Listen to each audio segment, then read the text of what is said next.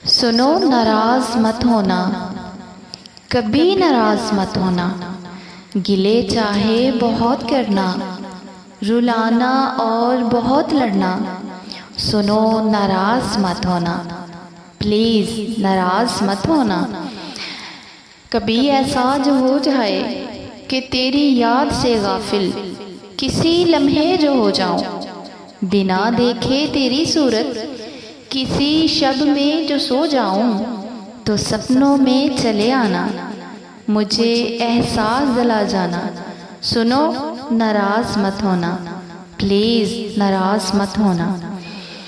कभी ऐसा जो हो जाए जिन्हें कहना ज़रूरी हो, वो मुझसे लफ्ज़ खो जाएं।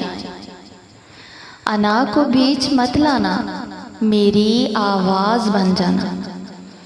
अना को बीच मत लाना, मेरी आवाज़ बन जाना। कभी नाराज़ मत होना, प्लीज़ नाराज़ मत होना। सुनो नाराज़ मत होना।